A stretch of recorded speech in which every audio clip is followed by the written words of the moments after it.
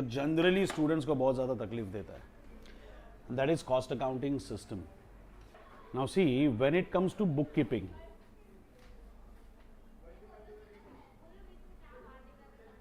you need to understand two things. As you know, cost accounting is another branch of accountancy, right? The way you have financial accounting, the way you have management accounting, this is a third branch of accountancy which is known as cost accounting. So इसमें भी final accounts होता है, इसमें भी accounting होता है. दो type का बुक कीपिंग सिस्टम फॉलो कर सकते हो. One is non integrated, which is called as non-integral, and the other one is integrated, which is called as integral. Now, as the name suggests, if it is non-integrated accounting, your financial records and your cost records will be maintained separately. But in case of integrated accounting, cost and financial records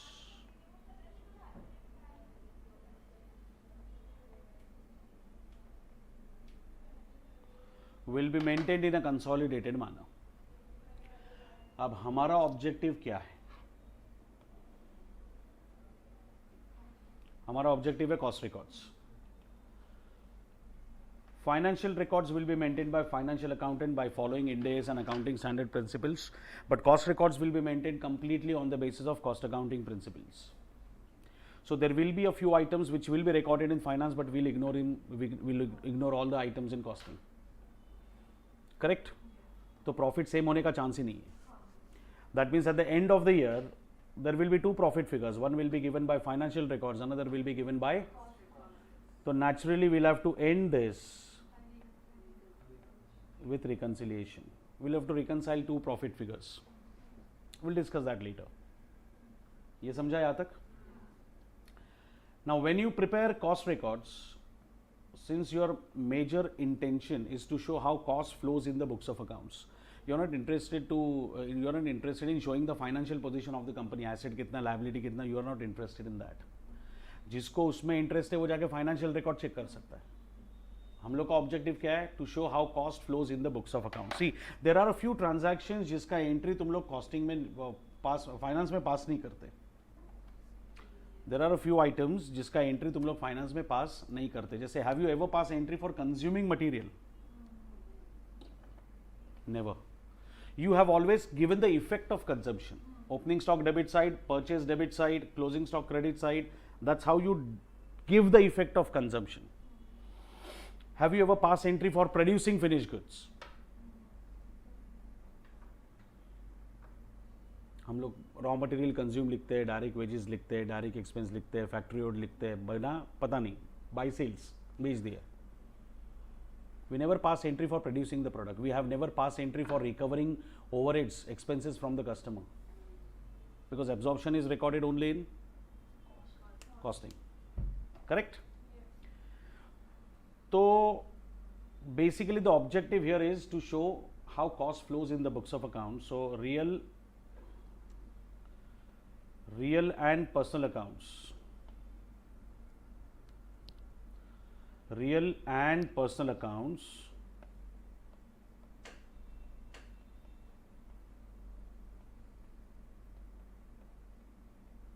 are not to be prepared. No cash, no bank, no debtors, no creditors, no BP, no BR, no share capital, no reserve and surplus. We are not interested in that. तो फिर second effect complete कैसे करेंगे? Because cash sales will be cash to sales, debtors to sales will be the entry for credit sales. Now if I don't prepare cash account, bank account, debtors, creditors, how will I complete the second effect? एक dummy account बनाते हैं हम लोग, and that is called as cost ledger control account, which is also known as general ledger control account, which is also known as general ledger adjustment account, which is also known as general adjustment account, नाम कुछ भी हो, it's a dummy account basically. आप किसी भी नाम से entry लिख सकते हो, कोई फर्क नहीं पड़ता. But the preferred one is cost ledger control account. यहां तक समझा? मंडे ऑनवर्ड्स राहुल, मंडे के बाद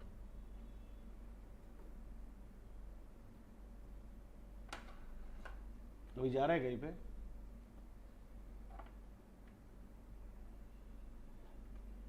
ओके, आपको समझा?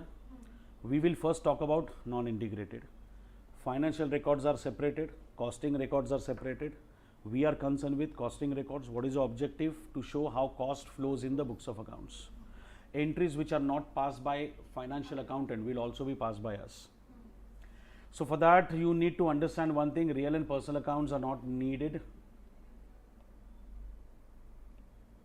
One dummy account is enough to take care of all the real and personal accounts. बाकी accounts कौन से होंगे? There will be stores ledger control account.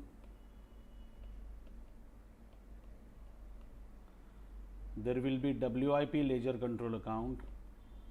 There will be finished goods ledger control account. Why 3? Because there are 3 types of stock: material, WIP and finished goods. Material, WIP and finished goods. Your finished goods are produced out of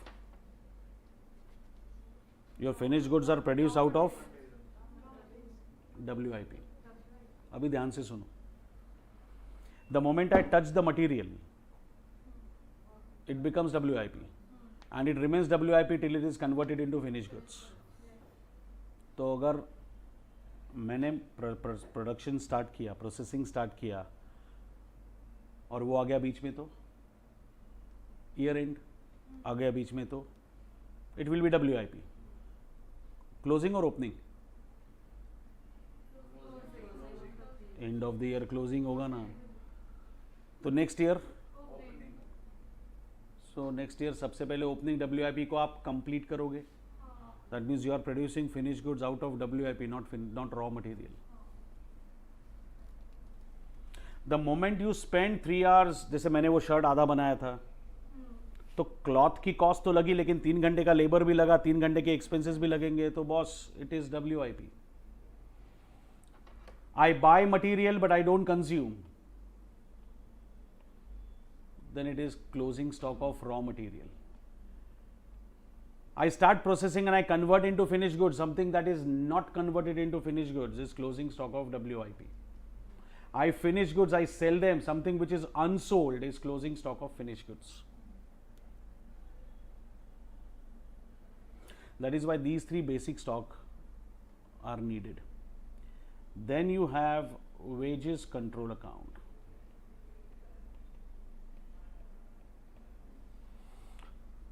Then you will have mainly 3 overhead account. कौन से 3? Generally production overhead, admin overhead, selling overheads. Now just recollect your cost sheet format. No problem Rahul, it's okay, I can understand. Overhead ledger control account के बाद जरा cost sheet का format याद करो. How do you start your cost sheet? So everything related to material will be recorded through stores. ठीक है. उसके बाद डायरेक्ट वेजेस, उसके बाद डायरेक्ट एक्सपेंसेस, उसके बाद प्राइम कॉस्ट, प्राइम कॉस्ट के बाद factory overheads, gross factory cost, opening stock of WIP, closing stock of WIP, factory cost, दुनिया भर के overheads, cost of production, opening stock of finish goods, closing stock of finish goods, cost of goods sold, admin general, selling and distribution. अरे मतलब हमने पूरा cost sheet ही छाप लिया इसमें. तो naturally my next account should be cost of sales, which will give me total cost. Next account will be sales, which will give me revenue. When I compare these two with each other in costing P&L account, I will be able to know whether there is a profit or loss. And meanwhile, cost ledger control account तो आएगा ही to complete all second effects. तो at least 11 accounts तो generally बनाने पड़ते जो लिखे हैं मैंने।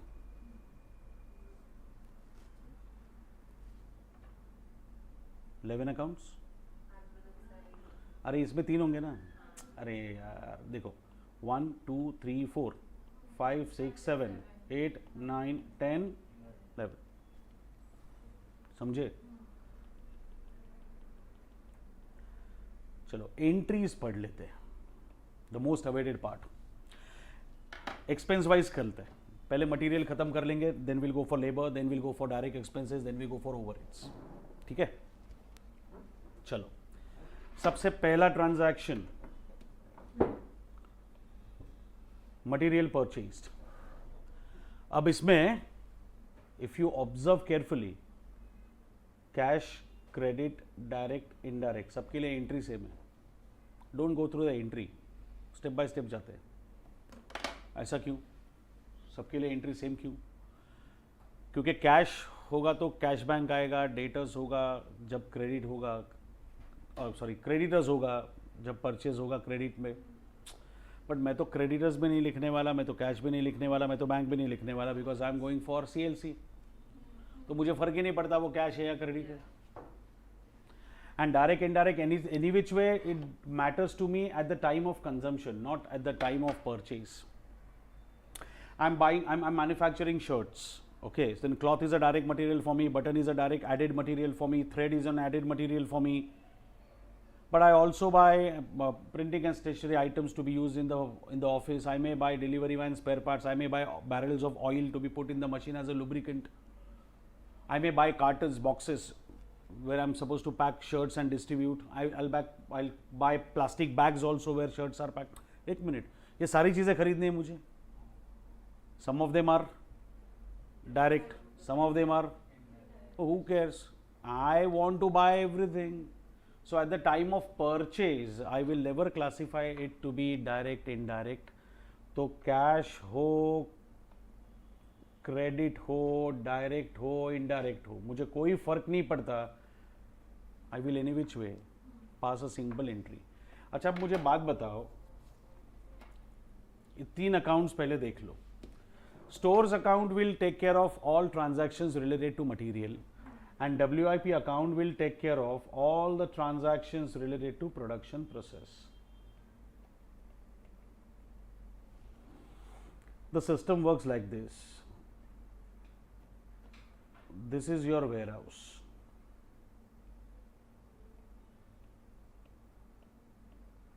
This is your factory. This is your purchase department, and this is your market of indefinite size, which has several different suppliers. I have a tie-up with this fellow.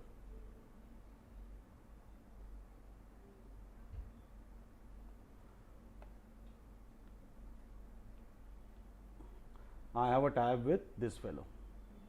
Okay. जैसे मेरा material एक particular level पे पहुंचता है, warehouse manager places order to purchase department. Purchase department places order to supplier. Supplier delivers material to warehouse. Meanwhile, production department will keep on asking for material which will be fulfilled by warehouse. So warehouse manager is playing double role. He is taking care of the purchase also, he is taking care of the consumption also by maintaining the stock. इसका मतलब एक चीज clear है यार, कोई भी material हो एक बार तो वेयरहाउस से पास होगा ही। So that's your stores account. What is WIP? Work in progress. It is work in progress. That means the production is going on. Okay, so anything related to production will go to WIP. ये factory आपकी भट्टी जिसमें production चल रहा है। Anything you want to charge to production, charge to WIP. Because if it is part of WIP, it will be part of production cost. समझ में आया? तो स्टोर्स में सारे मटेरियल के ट्रांजैक्शंस आएंगे, WIP में सारे प्रोडक्शन के ट्रांजैक्शंस आएंगे। अभी ध्यान से सुनना क्या बोल रहा हूँ। if I buy material, material balance increases or decreases? Einstein's. If I buy material, material balance will go up? Acha. Material generally has which balance?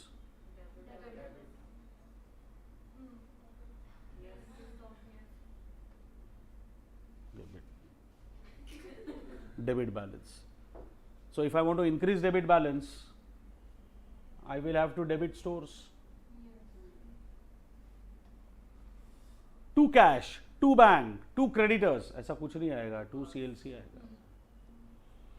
Material खरीदा तो बैलेंस बढ़ेगा, बैलेंस बढ़ेगा तो डेबिट बढ़ेगा, डेबिट बढ़ाने के लिए डेबिट करना पड़ेगा.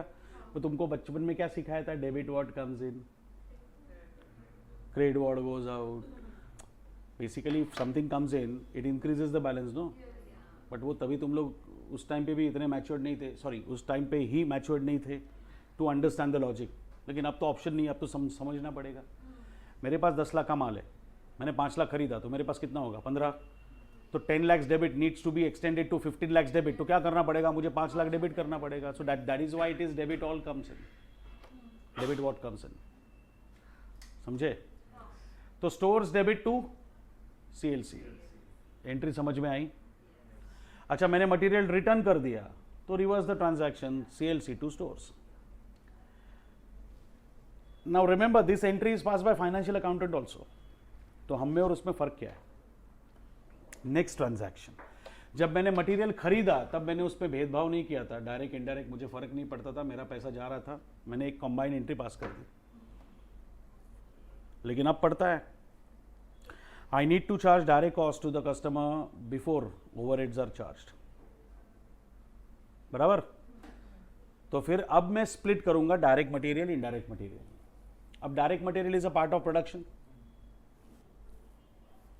Direct material is a part of production, so it should be part of production cost, and anything related to production will go to. So from stores it will be transferred to WIP. अभी सुनो, store से material WIP में जा रहा है, मतलब ware house से material factory में जा रहा है, तो फैक्ट्री का बैलेंस एंड स्टोर्स का बैलेंस, तो WIP डेबिट टू स्टोर्स. बात समझ में आई? अच्छा, वहां से रिटर्न कर दिया तो फैक्ट्री का बैलेंस कम होगा, स्टोर्स का बैलेंस बढ़ेगा, स्टोर्स डेबिट, WIP क्रेडिट. समझा? हाँ, यहां पे मैंने एक स्पेसिफिक टर्म लिखी है, shop floor. Shop floor is the exact place in the factory where the production is going on. क्योंकि आप जब फैक्ट्री कहते हो,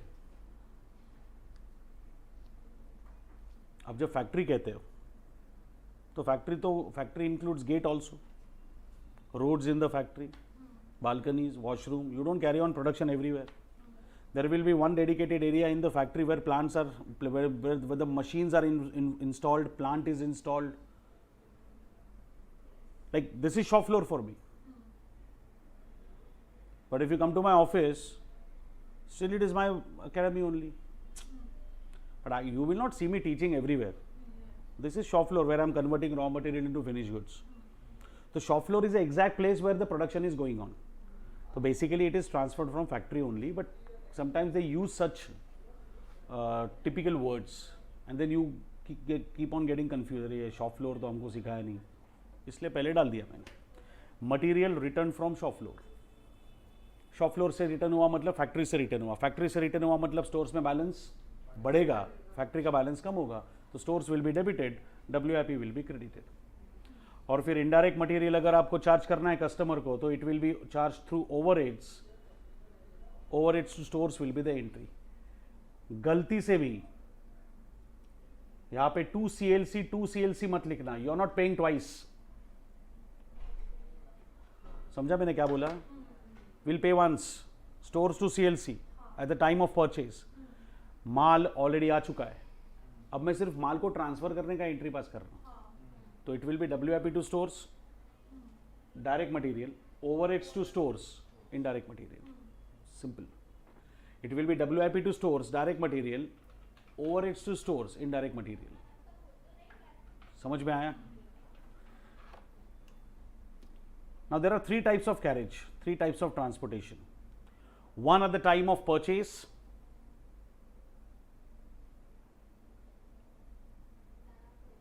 then the transportation is even required when you transfer material from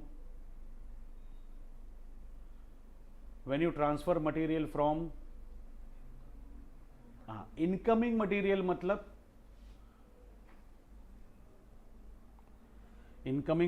मतलब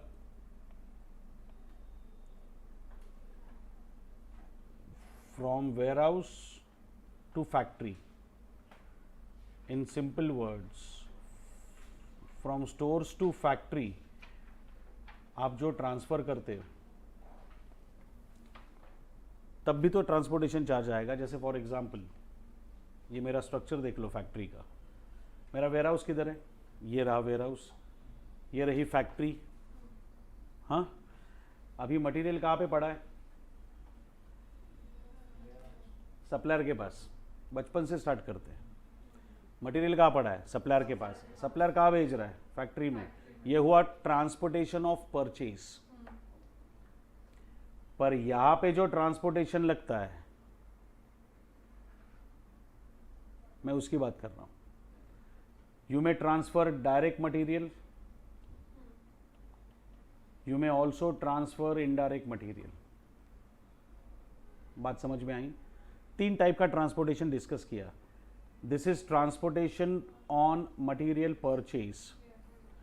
This can be transportation of direct material. At the same time there can be direct there will be transportation of indirect material. अब सारे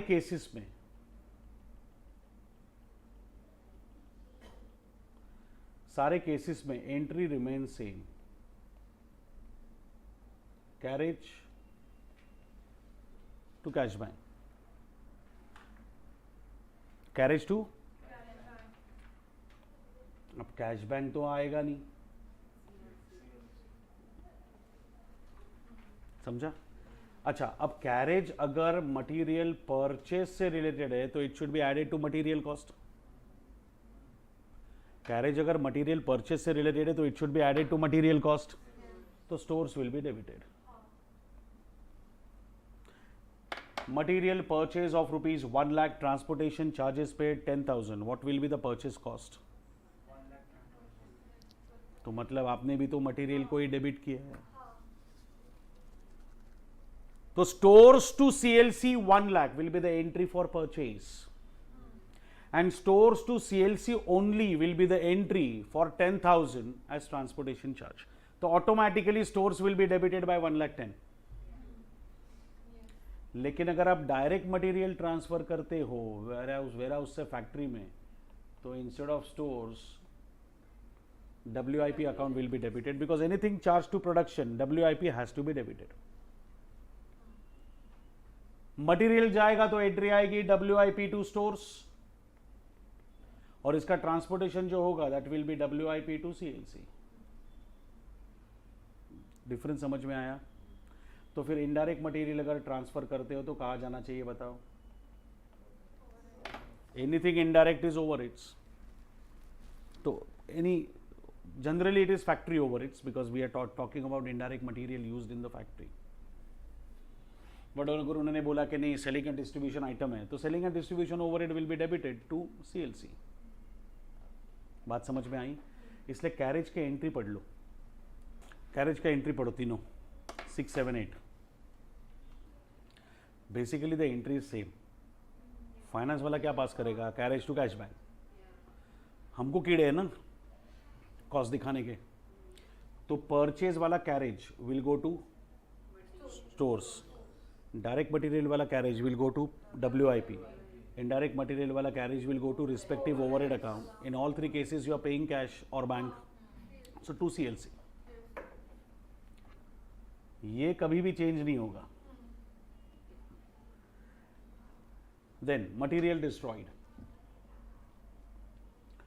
material destroyed का क्या करें? Material destruction के 2 reason हो सकते हैं, एक तो नॉर्मल या फिर एबनॉर्मल. अब नॉर्मल है तो किसको चार्ज करना है? कस्टमर को. एबनॉर्मल है तो कस्टमर को चार्ज नहीं कर सकते, will have to bear the burden. तो if it is a normal loss, overhead will be debited. If it is abnormal loss, costing P&L will be debited. So automatically it will be put on my head. In both the cases, what are you losing? वो leakage की वजह से material खराब हो या जल के राख हो जाए, मुझे क्या फर्क पड़ता है? दोनों केसेस में मेरा मटेरियल बैलेंस हो, इट्स गोइंग डाउन. आपको समझ में आया? Very clear. Have a glance on all 9 entries quickly, फिर हम लोग आगे बढ़ते. Go through all 9 entries of material. कौन सी? कैरेज की?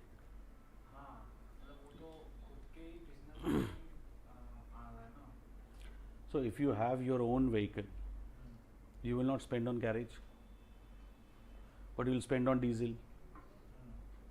That cost will be charged, transferred to production. Notionally, actual cost.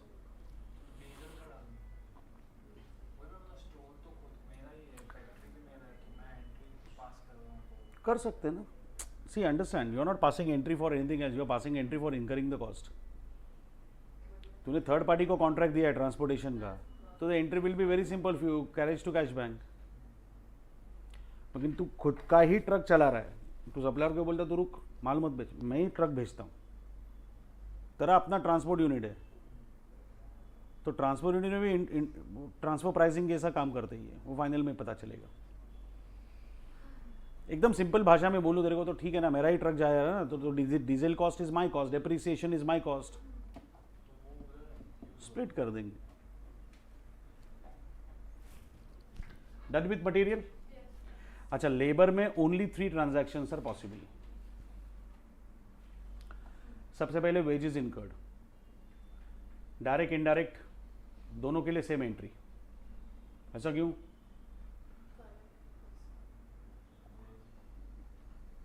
Direct indirect पैसा तो देना ही है ना मुझे. मतलब मेरा एडमिन स्टाफ है, मेरा मार्केटिंग स्टाफ है, मेरा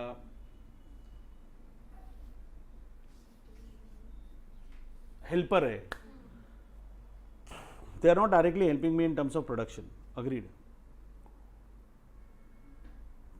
डायरेक्ट वर्कर है, he is actually working on the machine, तो हर महीने के एंड में मैं डायरेक्ट वर्कर को वेजेस पे करता हूँ. तो मेरे ऑफिस मैनेजर को क्या देता रहूँगा मैं? आएगा तो सैलरी ना, उसको थोड़ी बोलूँगा इस बार राइस लेके जा, पालक का सब्जी लेके जा, पालक लेके जा, तो इस बार ऐसा नहीं ना. आई हैव टू पे. मुझे क्या फ़र्क पड़ता है? मेरे लिए तो नॉर्मल एंट्री है यार, to cash bank, either wages to cash bank और सैलरी टू कैश बैंक.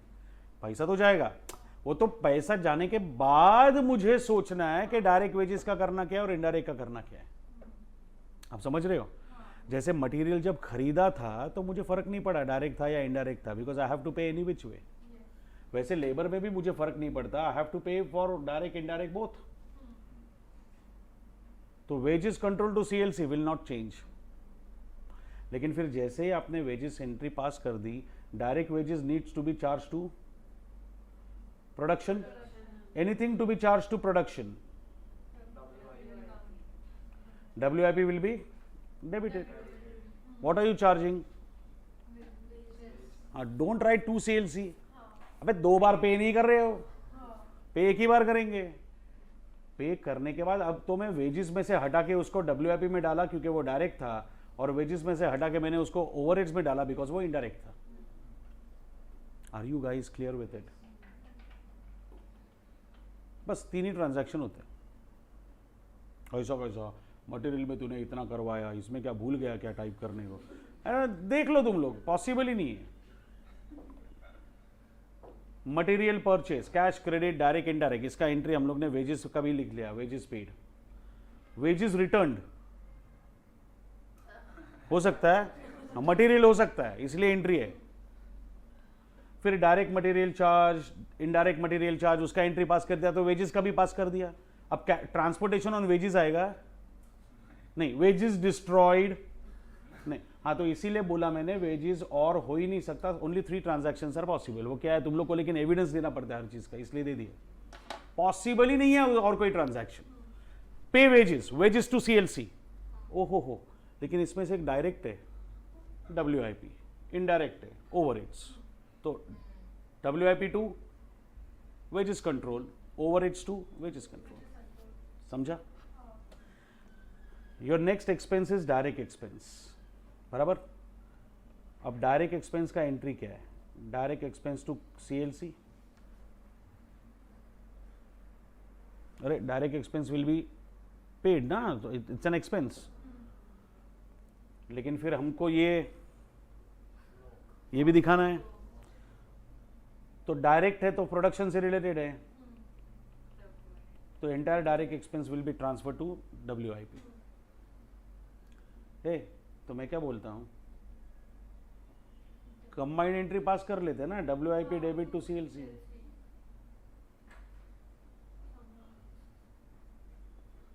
तो मटेरियल में ऐसा करता नहीं है, वेजेस में ऐसा करता नहीं है, इसमें शॉर्टकट. अरे मटेरियल में डायरेक्ट इनडायरेक्ट दोनों था, वेजेस में डायरेक्ट इनडायरेक्ट दोनों था. तो मैंने पहले पे किया, शांति से पे कर दिया, फिर मैंने डायरेक्ट निकाल के WIP में डाला, इनडायरेक्ट निकाल के ओवरहेड्स में डाला. बाबू ये है ही डायरेक्ट, तो जाएगा तो WIP में ही, तो डायरेक्ट भेज दो ना. नहीं, आपको पास करना है, अकाउंट बनाना है, आप बना सकते हो, मुझे कोई दिक्कत नहीं है. Direct expense to CLC 10 lakh, पूरा का पूरा WIP में जाएगा 10 लाख. नोबेल प्राइज मिलेगा तुम लोग. क्या जरूरत है अकाउंट बनाने की जब उसमें कुछ जनरेट ही नहीं हो रहा है. I hope you guys are clear with it. So for direct expense, for direct expense there is only one entry, WIP ledger to cost ledger control. अभी लेजर कंट्रोल क्यों लिखा है? Just to segregate this from financial records. बाकी कोई logic नहीं है उसके पीछे. नहीं, ये भी डाउट आता है अचानक से ऐसे भयंकर नाम क्यों, wages control account. I just want my books of accounts to be differentiated as cost records, तो मैंने अलग से नाम रखे, बस और कोई रीज़न नहीं है उसके पीछे. हाँ, क्योंकि जब इंटीग्रेटेड की बारी आएगी, या नहीं, और मेरे सिस्टम में तो सब कुछ एक साथ ही होगा ना. मेरे फाइनेंशियल अकाउंटेंट के साथ साथ मेरा ये भी तो बुक्स ऑफ अकाउंट्स बनेगा, तो किधर कंफ्यूजन क्रिएट करूँ मैं. तो I am maintaining it separately as ledger control account. समझे? ओके. अब ओवरहेड्स. सबसे पहला ट्रांजैक्शन ओवरहेड इनकर्ड. कोई भी ओवरहेड हो डेबिट होगा to cash bank, cash bank के बदले CLC. I hope this is very simple. लेकिन एब्जॉर्प्शन इज इंपॉर्टेंट. वो क्या है, इनकर तो फाइनेंस वाला भी करता है,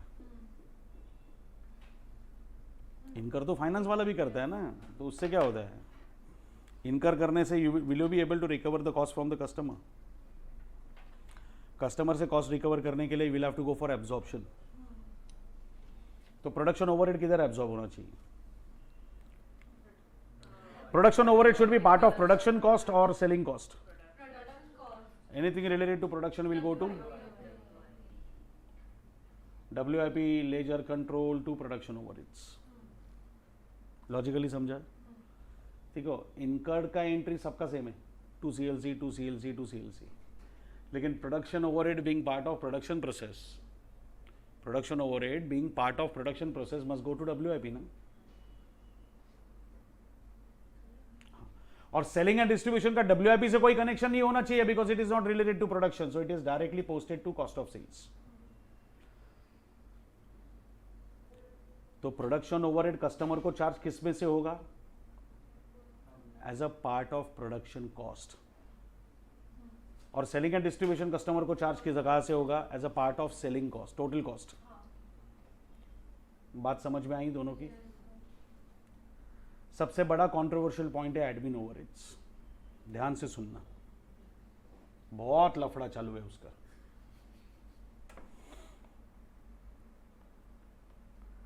You guys already know that your admin overheads can be split into two parts, related to production and general.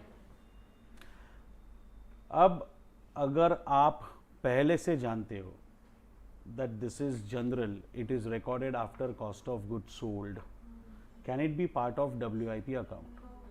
So this will go to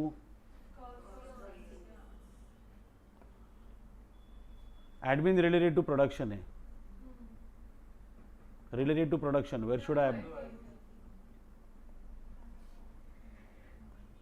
लेकिन पहले क्या था? There was no bifurcation of production and sales, production and general. तो तभी लोग क्या करते थे? एडमिन ओवरहेड को एब्जॉर्ब करते थे फिनिश गुड्स में. प्रोडक्शन ओवरहेड एब्जॉर्ब होता था WIP में, और S&D एब्जॉर्ब हो जाता था कॉस्ट ऑफ सेल्स में. सबने अपना टेरिटरी फिक्स करके रखा था. Production overhead was getting absorb through WIP. WIP में जाएगा तो प्रोडक्शन कॉस्ट का हिस्सा बनेगा. प्रोडक्शन कॉस्ट का हिस्सा बना तो टोटल कॉस्ट का हिस्सा बन ही रहा है. Finish goods was getting added to admin was getting added to finish goods account. Finish goods को ऐड कर दिया मतलब it is a part of total cost. And selling and distribution as usual was part of cost of sales. लेकिन जब से admin के दो parts हुए, one is related to production and other one is general, तो general के लिए cost of sales वाली ट्रीटमेंट आएगी, just like selling and distribution. Production के लिए WIP वाली आनी चाहिए. अपने ICI ने एक क्वेश्चन में admin related to production finish goods में डाल के रखा है, because there is a controversy going on. लेकिन अगर आप कॉस्ट अकाउंटिंग स्टैंडर्ड्स पढ़ोगे, उसमें कॉस्ट अकाउंटिंग स्टैंडर्ड 3 में क्लियर कट लिखा है, it should be charge to production and anything to be charge to production is. और वैसे भी मेरी बात सुनो, if you want some cost to be part of production cost, production चालू खत्म होने के बाद उसको ऐड करोगे या while it is going on? If you want to be part of May 26 batch, you will have to join the batch before it is completed. I hope you are understanding this. तो अगर कोई भी expense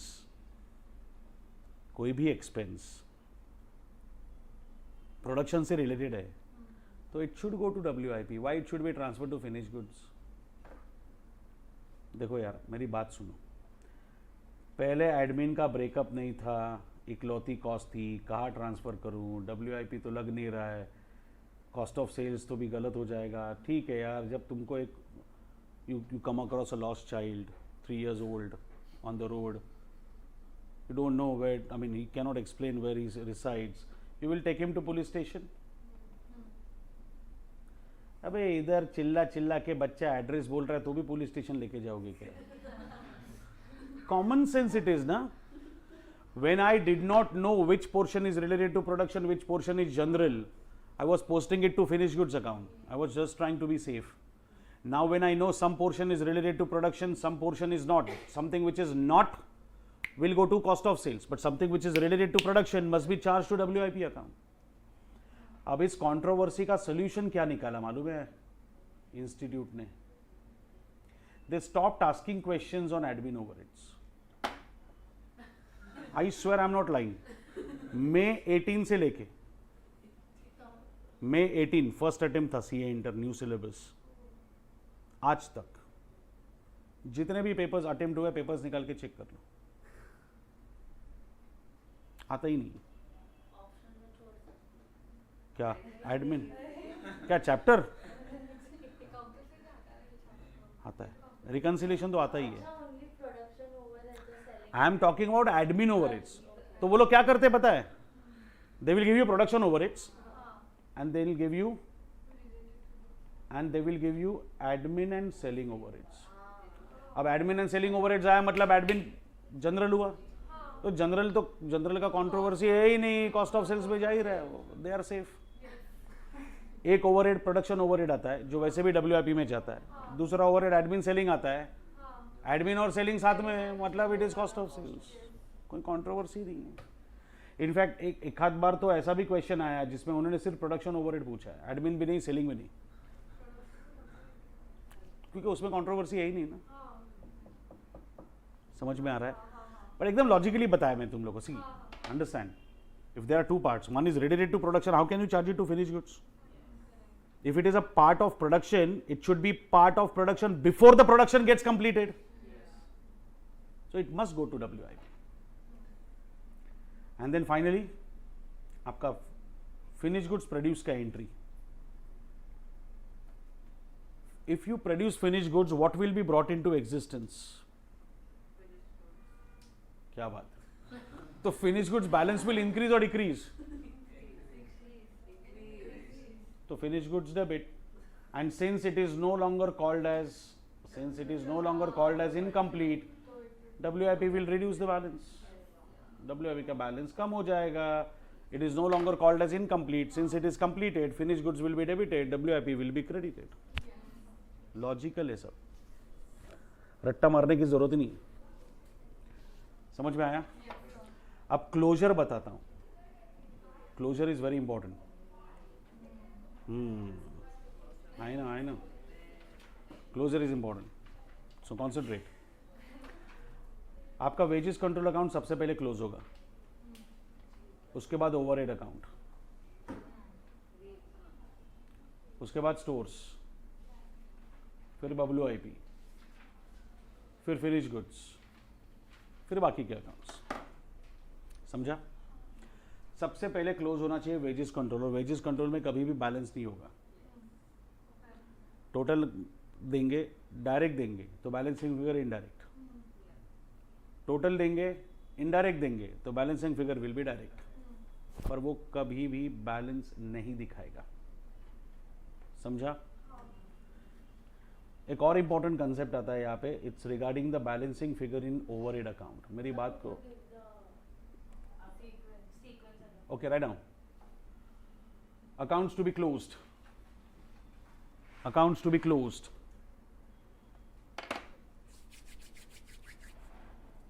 first one, wages control account. Second, overhead accounts. अच्छा, overhead account लिखा है मतलब सारे overhead 1 by 1 close कर लो. पहले production, then admin, then selling. अगर एडमिन होगा तो wages control will tally. First you close wages control account, that will tally. Then you will have overhead account, then you go for stores,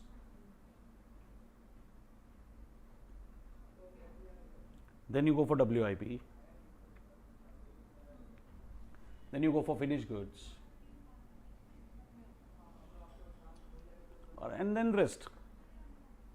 फिर cost of sales, sales, CLC. Closure का ना लिख ले. सबसे पहले wages control account, second overhead accounts. You'll have to close wages control account first, then you'll have to close overhead accounts, then you'll have to go for stores, then work in progress, then finished goods. Thank you Rishita, thank you so much. Wages, overhead, stores, WIP, finished goods, cost of sales, sales, CLC. Closure start. अच्छा, तूने सिर्फ C लिखा तो मैं सोचा बुरा मान गया कि. Thanks to Rishita. चलिए, क्लोजर हो गया. हाँ, I was talking about balancing figure in overhead account. ये जरा अच्छे से समझ लो.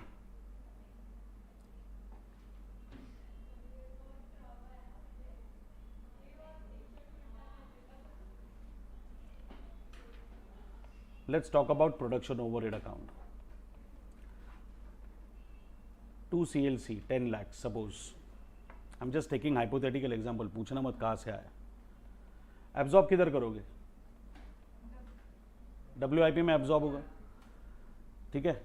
अब बैलेंसिंग फिगर क्रेडिट में, what is it? Okay, let me put it in different manner. You have incurred 10 lakhs. How much you should have absorbed? But how much you have absorbed? So you have absorbed more or less? Less means under absorption.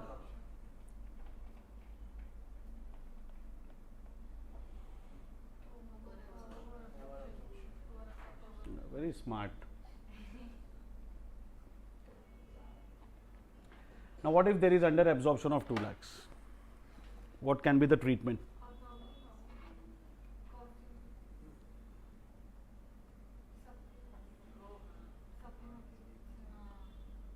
सुबह सुबह कुछ decide किया था.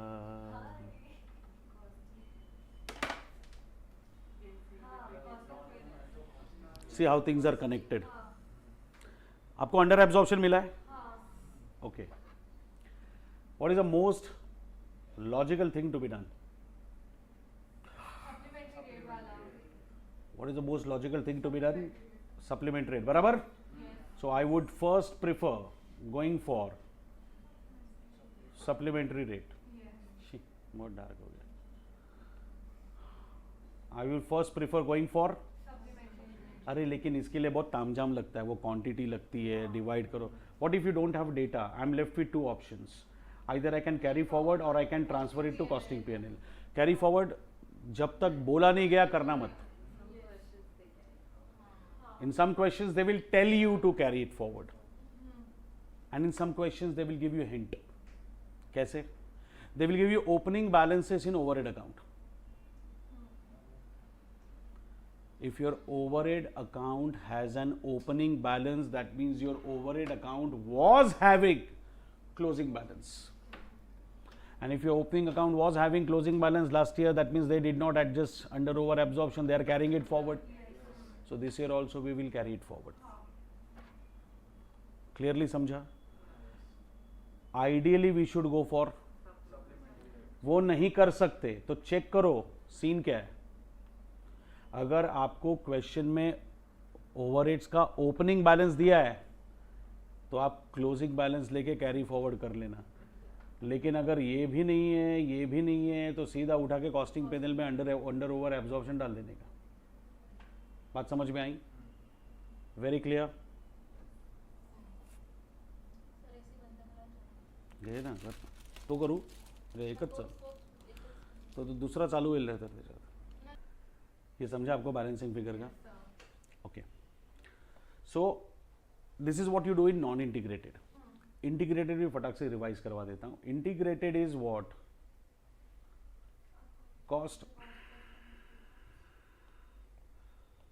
Cost records and financial records are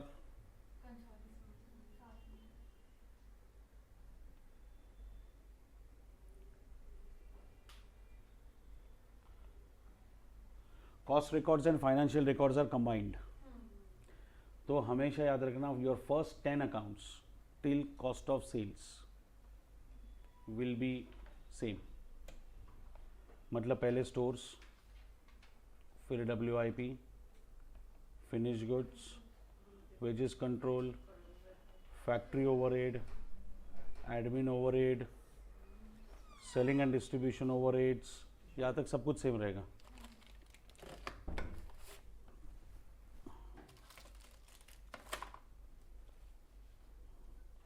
यहाँ तक सब कुछ same रहेगा. इसके बाद cost of sales, costing P&L same. कुछ भी फर्क नहीं. सिर्फ एक फर्क होगा, इस बार सेल से अकाउंट नहीं आएगा. You will have to prepare all real and personal accounts. क्योंकि अभी सी मेरे पास पहले कैसा था, जिसको फाइनेंशियल डेटा पढ़ना है वो फाइनेंशियल बुक्स देख ले. मैं तो सिर्फ कॉस्ट का फ्लो दिखाऊंगा. अब मेरा अकाउंट कंसोलिडेटेड है, मतलब मुझे कॉस्ट का फ्लो भी दिखाना है और फाइनेंशियल पोजीशन भी दिखानी है. तो फिर मुझे रियल एंड पर्सनल अकाउंट्स भी दिखाने पड़ेंगे. ठीक है. कॉस्टिंग P&L के बाद your next account will be P&L account, which can also be called as general P&L account, which can also be called as financial P&L account. You can call it as P&L account also. और इस costing P&L का balance जो profit या loss होता है, हाँ जी, इस costing P&L का बैलेंस जो प्रॉफिट एंड लॉस होता है वो ट्रांसफर होगा P&L अकाउंट में. समझा? तो costing P&L balance will be transfer to P&L. तो यहाँ से प्रॉफिट अगर P&L में जाता है तो P&L में you will write all other non cost item जो हम लोग कॉस्टिंग में रिकॉर्ड नहीं करते. And then I will get a filtered profit which will be my ultimate financial profit. So there will be only one figure. There will be only one figure. What is that? Financial profit figure. हाँ, अब जिनको cost records में interest है वो लोग costing P&L तक पढ़ सकते हैं, क्योंकि non cost expenses, non cost income मैं सब P&L में लिखूंगा, वहां पे वो कॉस्टिंग प्रॉफिट फिल्टर हो जाएगा and I will be getting the actual profit figure at the end of the year, consolidated accounting. समझा? इस चैप्टर में the general trend is they ask you entries rather than preparing accounts। तुम लोग की किस्मत बहुत ज्यादा खराब होगी तो अकाउंट आएगा, पर सिंपल आता है, इंटीग्रल नॉन इंटीग्रल ना डिफिकल्ट नहीं आता एग्जाम में। लेकिन सिर्फ जर्नल एंट्री पूछा तो फिर थोड़े आड़े तेड़े एंट्रीज आ सकते हैं, बट यू शुड बी, ये इतने एंट्रीज करके रखना, हो जाएगा काम। और एडमिन तो पूछेंगे ही नहीं वो लोग। चेक कर लो, मैं झूठ नहीं बोल रहा हूं। मैं 18 से लेकर आज तक जितने भी एग्जाम हुए चेक कर लो, मैं हर एग्जाम में चेक करता, पूछा है क्या, पूछा है क्या, पूछा है क्या, नहीं पूछते।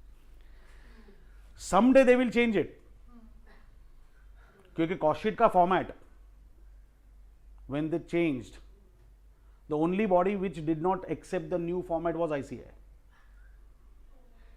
आपके पहचान में किसी ने IPCC दिया है क्या? उनके स्टडी मॉड्यूल्स अगर आपके पास होंगे तो उसमें चेक कर लेना, there was no topic called as cost sheet.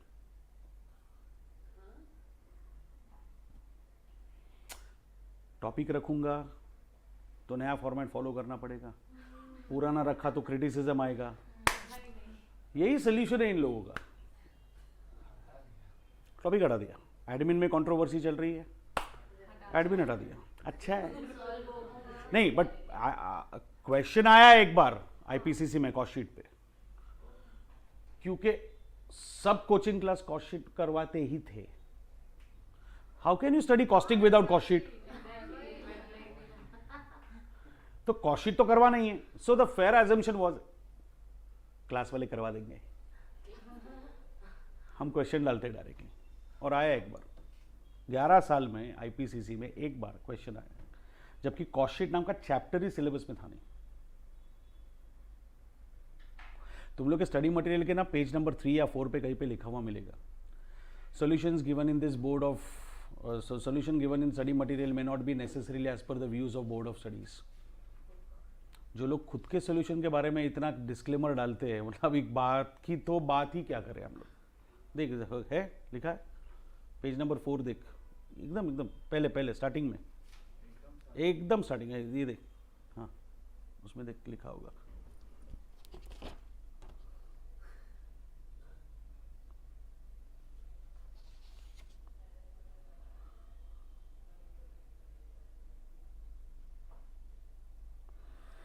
The views expressed herein may not be taken to necessarily represent the views of council and any of this committee.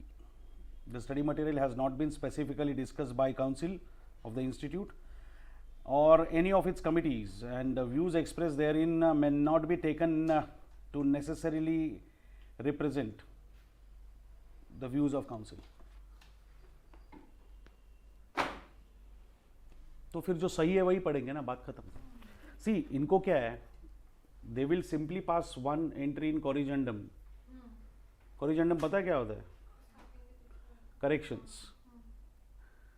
इनकी जितनी भी गलतियां होती है वो सब सुधार लेते हैं वो लोग। मॉड्यूल में, लॉ के मॉड्यूल में पेज नंबर 3 पे ये प्रिंट गलत प्रिंट हुआ है, वो सुधार दिया, ऐसे ये कंसेप्ट डाल देंगे। Admin overheads to be absorb through WIP। तुम लोग का एग्जाम अप्रैल में, मई में, कॉरिजेंडम में अपडेट हुआ अप्रैल में, तो कहाँ से करोगे? गलत पढ़ना ही नहीं है। और मैंने आपको हर चीज़ का लॉजिक दिया है और उसके सीक्वेंशियल एविडेंसेस भी दिए कि हम लोग कितना सही है, कि ये लोग पूछ ही नहीं रहे। तो अच्छा है। आपने इवन रिस्पेक्टिव कोचिंग क्लासेस में भी चेक करो, तुम लोग ने वैसे ही सॉल्व किया होगा। प्रोडक्शन ओवरहेड, एडमिन सेलिंग, वैसे ही क्वेश्चंस नॉर्मली आते हैं। एनीवे, जो है वो है। अब चलते हैं नेक्स्ट कॉन्सेप्ट की तरफ। एक 5 मिनट का ब्रेक ले लो। Screen not clear? रेहान अभी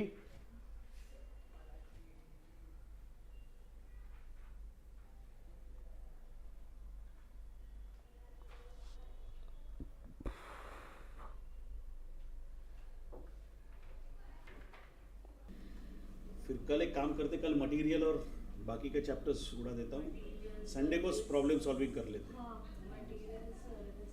you need material, service and employ ना, एम्प्लॉय तो उसमें हो जाएगा सम्स में। स्टैंडर्ड एंड मार्जिनल कॉस्टिंग क्या चाहिए? मतलब जस्ट नहीं, मैं क्वेश्चन सॉल्व करूंगा उसका, अच्छा उसमें हो जाएगा। तो फॉर्मूला बेस्ड या ना? नहीं वो तो फॉर्मूला बेस्ड ही है ना। नहीं, standard and marginal you are my student right? तो याद है मैंने फॉर्मूला कभी दिया था? Sir had made the table and explain का तो याद रह जाता है standard and formula is dependency, slavery. अगर क्वेश्चन में ट्विस्ट आ गया ना तो फॉर्मूलाज काम नहीं आएगा। Prepare table, apply your mind. चाय पियोगे तुम लोग? बट टेबल बनाने के बाद फॉर्मूला तो अप्लाई करना पड़ेगा ना। जरूरत नहीं है ना, बिना फॉर्मूला के सॉल्व कर सकते हो। सी अंडरस्टैंड, 12 रुपए का मटेरियल है, 12 रुपए प्राइस होनी चाहिए, 15 रुपए में खरीदा। It was a favorable. Do you need formula for this? Did you do the calculation standard price minus actual price? No. समझी? जितना नहीं लिखेंगे फॉर्मूला अगर एग्जाम में तो मार्क्स मिलेंगे। तो मैं फॉर्मूला लिखवाता हूँ, लेकिन पूरा सब सॉल्व करने के बाद You don't have to remember. I said I don't solve based on formulas. आपने यहाँ पे भी चेक किया होगा, मैंने हर बार सॉल्व करके फिर बाद में फॉर्मूला लिखा है to be at a safer side. मुझे ना एग्जामिनर को चांस नहीं देना है, बहुत हो गया। मुझे एग्जामिनर को चांस नहीं देना है किसी स्टूपिड रीजन की वजह से मार्क्स डिडक्ट करने। तो फॉर्मूला लिखेंगे लेकिन एंड में। मैं तो डेप्रिसिएशन का फॉर्मूला नहीं लिखता पहले, वैसा नहीं। आई एम जस्ट टेलिंग यू कि मैं छोटा फॉर्मूला भी नहीं लिखता। 12,70,000 कॉस्ट है कल का सब, 70,000 स्क्रैप वैल्यू, मतलब 12 लाख आए, 12 लाख खर्चा होगा। 1270 खर्च कर रहा हूँ, 70,000 is coming back, so I am spending 12 for 12 years, 1 lakh is cost. हाँ, तो उसको लोग कहने दो ना, cost minus scrap upon estimated life. मैं लिखता तो हूँ सर, पर क्या होता है, if you study formula based your knowledge get shrink. Final में पता चलेगा तुमको। Final I start with standard costing और फिर धज्जियाँ उड़ जाती है वेरी सून।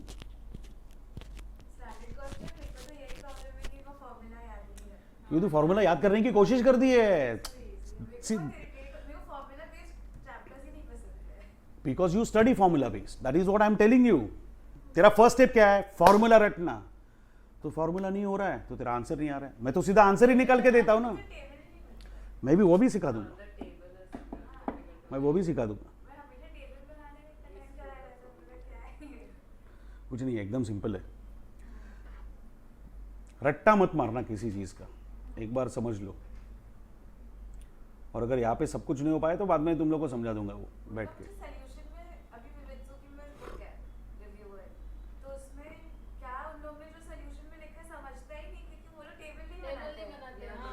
तो सीधा SR ST HH minus HR SH into SR ऐसे शुरू कर दो। कल करवाऊंगा बेटा आयान, कल करवाऊंगा, थोड़ा थोड़ा वो भी करवाऊंगा। मार्जिनल का बेसिक नहीं करवाऊंगा मैं, वो ब्रेक इवन वगैरह अभी इस स्टेज पे तुम लोग को सीखने की जरूरत नहीं है, बट शट डाउन पॉइंट करवाऊंगा, अपॉर्चुनिटी कॉस्ट करवाऊंगा, वो सब कंसेप्ट करवा दूंगा। चलो रिकंसिलिएशन स्टार्ट करते। क्यों करते हैं reconciliation? To find out, to find out नहीं, difference can be found out on गैल्सी। रीजंस फॉर डिफरेंस, वो याद है बचपन में बैंक रिकंसिलिएशन बनाया करते थे। एक कैश बुक हुआ करता था, एक पासबुक हुआ करता था, कैश बुक का क्रेडिट बैलेंस, पासबुक का डेबिट बैलेंस हुआ करता था। एक ही कंपनी, एक ही period, same quantity manufactured, same quantity sold, फिर भी बैलेंसेस कभी टैली नहीं हुए। फिर हम लोग बनाते थे balance as per cash book, balance as per passbook, और बीच में रीजंस लिखते थे। Cheque deposited but not clear, cheque issued but not presented, amount of 864 was wrongly posted as 468, dividend of 64 was ignored. So what were we trying to do? Why there is a difference between these two figures? तो यहाँ पे भी दो अलग अलग figures आएंगे। आपका financial profit आपके कॉस्टिंग प्रॉफिट के साथ कभी भी मैच नहीं होगा, क्योंकि हरकतें ही ऐसी है आपकी, मतलब कॉन्सेप्ट्स। फाइनेंशियल अकाउंटेंट सब लिखता है, फाइनेंशियल अकाउंटेंट सब लिखता है, उसको फर्क नहीं पड़ता प्रोडक्ट से रिलेटेड नहीं है। हमको फर्क पड़ता है, कुछ नहीं है स्क्रीन पे, उधर मत देखो, कुछ नहीं, वो तो सिर्फ मैंने एडजस्ट करके रख दिया, वो भी पढ़ने लगे। सुनो अभी, financial records and cost records कभी भी मैच नहीं होंगे, because there will be a few items which you write in finance but not in costing. There will be a few items which you write in costing but not in finance, and there will be a few items which you write in both but at different values. ऐसी हरकतें करोगे तो दोनों figure same नहीं होंगे ना। क्या बोल रहा है ये देखो,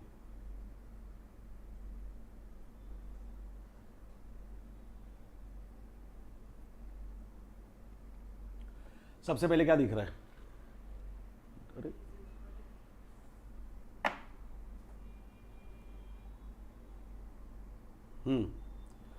elements included in financial records but excluded in, यार ये क्यों नहीं आ रहा है आज?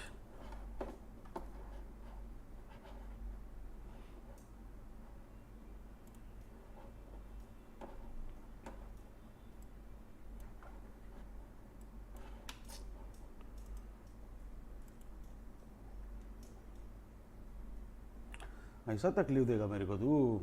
ठीक है, ग्रुप पे चेक करना, ग्रुप पे डाल देता हूँ जा।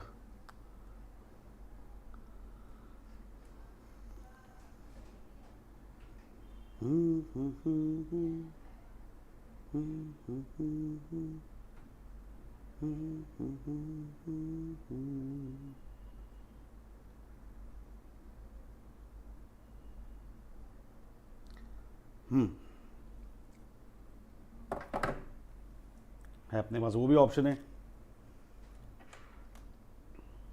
ठीक है, अभी ध्यान से सुनो। सबसे पहला आइटम क्या दिख रहा है? Included in financial record but not in cost. उसमें सबसे पहला कैटेगरी होगा elements not related to the product. अब ऐसे सारे आइटम जो प्रोडक्ट से रिलेटेड नहीं है, हम लोग रिकन्सिलेशन, हम लोग कॉस्टिंग में नहीं लिखते। कॉस्टिंग में हम लोग सिर्फ वही आइटम लिखते हैं जो प्रोडक्ट से रिलेटेड हो। डोनेशन दिया नहीं दिया कोई फर्क पड़ेगा? मैंने डोनेशन दिया नहीं दिया कोई फर्क पड़ेगा? प्रोडक्ट पे कोई फर्क पड़ेगा? Are you sure? डोनेशन देने से मेरी इमेज बनेगी, लेकिन मेरी इमेज बनने से मेरा प्रोडक्ट नहीं बिकता। वरना रतन टाटा जी की इमेज के बारे में बोलने की जरूरत नहीं है। I have not come across any person who has spoken even one wrong word about mister Ratan Tata. Life में मैंने ऐसे दो ही लोग देखे, एक एपीजे अब्दुल कलाम, दूसरे रतन टाटा, जिनके बारे में किसी ने कभी गलत बात नहीं की है, किसी ने भी। बट फिर भी Tata is not a market leader in terms of cars. और दूसरा विजय मल्ल्या, जिसके बारे में किसी ने अच्छी बात नहीं की, फिर भी लोग दारू पीते हैं, किंगफिशर का सेल बढ़ता है। See what I am trying to tell you is product's reputation is different and owner's reputation is different. Owner अच्छा है इसलिए प्रोडक्ट खरीदो, ऐसा कभी नहीं होगा, ऐसा कभी नहीं होगा। तो डोनेशन देने से ना देने से प्रोडक्ट पे असर नहीं होता। चैरिटी क्या है? चंदा इज नॉट रिलेटेड टू धंधा, so you can't charge it to the customer. मैं फुटपाथ पे सोए हुए लोगों को 5000 लोगों को ब्लैंकेट देता हूं, तो इसलिए मेरा प्रोडक्ट खरीदोगे? As a customer you are least bother to know कि मैं ब्लैंकेट चढ़ा रहा हूं या गाड़ी चढ़ा रहा हूं फुटपाथ पे। आपको कोई फर्क नहीं पड़ता उस चीज से। I hope you are understanding this. मेरा प्रोडक्ट अच्छा है तो खरीदोगे, मैं कितना भी बुरा हूं। सो डोनेशन देने से, चैरिटी से प्रोडक्ट पे असर नहीं होता। मेरी सेक्रेटरी को एवरी नाउ एंड देन मैं डायमंड नेकलेस गिफ्ट करते रहता हूं, तो वो भी चार्ज कर दूं कस्टमर को। So gifts cannot be charge to the customer. Profit on sale of asset cannot be charged to the, cannot be recorded in books of account because that is non-operational cost, I mean non-operational revenue. इसका भी benefit क्यों पास करूं मैं? अरे धंधा क्या है मेरा? प्रोडक्ट बेचने का, एसेट बेचने का। हाँ, तो रोज क्या बेचता हूं? प्रोडक्ट या एसेट? कभी कभार क्या बेचूंगा? उसमें कभी कभार लॉस भी तो हो सकता है। इतना non recurring item, non operating item में कस्टमर को पास ऑन क्यों करूं? लॉस होगा तो भी मैं ही झेलूंगा, प्रॉफिट होगा तो भी मैं ही झेलूंगा, because it has got nothing to do with my product. मेरा सेकंड एग्जांपल है एबनॉर्मल लॉसेस, एबनॉर्मल एक्सपेंसेस. ये सारी चीजें आपको थियरी में काम आएगी या एमसीक्यू में काम आएंगी, इसलिए वो शीट दे दिया मैंने. Abnormal losses, abnormal expenses. Abnormal loss मतलब loss due to external factor. Any factor other than production is abnormal loss. Loss by fire, earthquake, tsunami, typhoon, cyclone, bomb blast, terrorist activity, आजकल missile strike latest है. Do you think it will happen to each and every manufacturers case? No. War तो सब जगह पे चल रहा है. अपने इधर मिसाइल गिरा नहीं, बंद रहे ना शर्ट बराबर से लोगों के. हाँ, तो ईरान में नहीं बनते होंगे, इधर तो बंद रहे. Try to understand this. Industry means it's world wide. Abnormal loss will happen only in your case. In that case, you cannot charge it to the customer because it is not because of the customer. Abnormal expenses मतलब जो once in a while होते हैं, जैसे loss on sale of asset. Why should I pass on burden to the customer? क्या है, अगर मैं burden pass on कर दूँ तो कल profit on sale of asset भी benefit भी मांगने लगेगा. Non operating, non recurring, customer को नहीं जाएगा. तीसरा, I think intangible asset, fictitious asset return of. अच्छा, फर्स्ट ऑफ ऑल इंटेंजिबल और फिक्टिशियस सेम होता है, अलग होता है? डिसाइड कर ले एक बार, और डिसाइड कर ले. ऑब्वियसली अलग अलग है. Intangible asset means can't be seen, can't be. अरे तुम लोग इंटर में आ गए हो यार. ये सी मी टच मी क्या होता है? Asset having no physical substance is intangible asset. And fictitious तो एसेट ही नहीं होता. It is an expense. Imaginary भी नहीं, it's a bogus asset. The expenditure is incurred in such a huge manner that you are forced to treat that as an asset. Deferred, correct. And then you keep on deferring it every year. एक minute, कोई भी preliminary expenses का example दो, मतलब fictitious asset का example दो. Preliminary expenses और discount on issue of share, discount expense है, एक्सपेंस ही, but since it is incurred in such a huge manner you are forced to treat that as an asset. अब ये जो write off करते हो तो you are not actually incurring the cost, you are simply passing it as a book entry. Goodwill write off करता हूं तो क्या 3 लाख का गुडविल राइट ऑफ किया तो बोरीवली स्टेशन पे खड़ा रह के 3 लाख रुपए बांटूंगा मैं?